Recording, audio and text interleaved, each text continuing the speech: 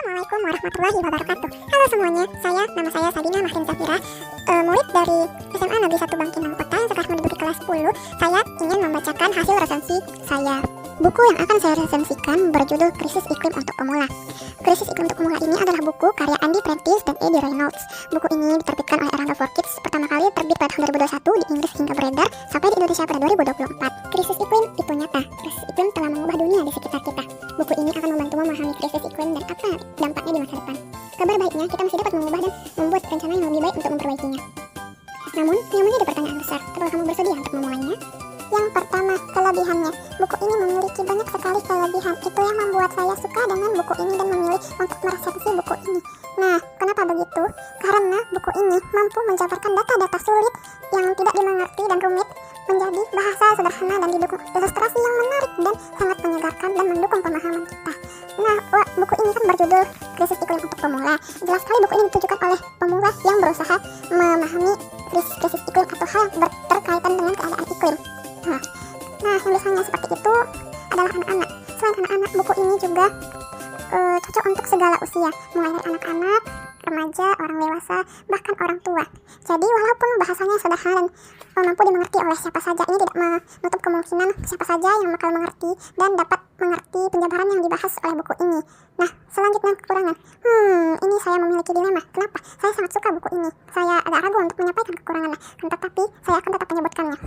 Pertama, kekurangan. Kekurangannya mungkin ada di urutan panah atau antara penjabaran, deskripsi, berbentuk tulisan, dan gambarnya, yang mana dihubungkan oleh bentuk panah. Nah, ada satu halaman yang saya baca. Kenapa?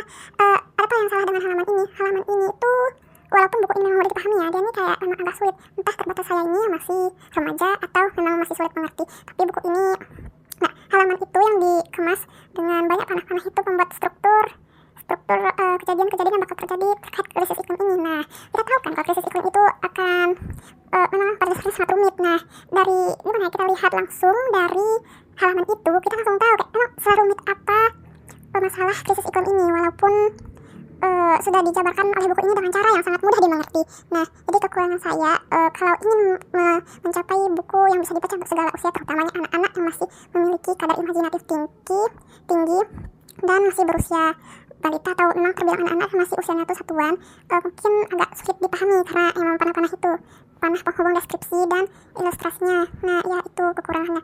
Dan satu lagi, buku ini memang temanya seperti itu, tapi seperti halnya komik, buku ini menjelaskan komik, kan? Kayak menjelaskan dalam bentuk komik. Nah, saya pernah mendata atau bertanya-tanya kepada beberapa orang teman saya, kenapa kamu tidak suka komik daripada baca novel? Kan komik ada ilustrasinya, jadi lebih mudah dimengerti dan lebih terasa menarik gitu kan. Kata dia bingung mau baca dari mana, dari kotak yang mana, terus baca dialognya dari bubble dialog yang mana, begitu. Nah, mungkin dilema seperti itu juga terjadi saat membaca buku ini. Kenapa? Karena perpaduan deskripsi dan ilustrasinya yang sangat memukau itu tuh membentuk seperti penjelasan dalam bentuk komik, walaupun tidak komik sepertinya ya. Ini kan buku edukatif begitu. Nah, itu menurut saya memang banyak sekali kelebihan dan ada sedikit kekurangannya. Nah, saya secara pribadi sangat menyukai buku ini. Kenapa? Seperti tentang kelebihan yang saya bilang tadi tentang buku ini, yang mana penjelasan-penjelasan yang bersumber dari informasi-informasi dan data yang rumit itu dikemas dengan sangat rapi dan menjadi kalimat-kalimat yang mudah dimengerti bagi pemula atau orang baru yang ingin mengenal topik-topik lingkungan dan isu-isu krisis lingkungan seperti ini. Nah, selain itu ada juga didukung oleh ilustrasi-ilustrasinya yang sangat bagus dan mendukung untuk memahami dari penjelasannya apabila penjelasannya memang masih kurang bisa dipahami untuk emang mereka yang bagi masih baru gitu. Nah, selanjutnya kesan pribadi saya.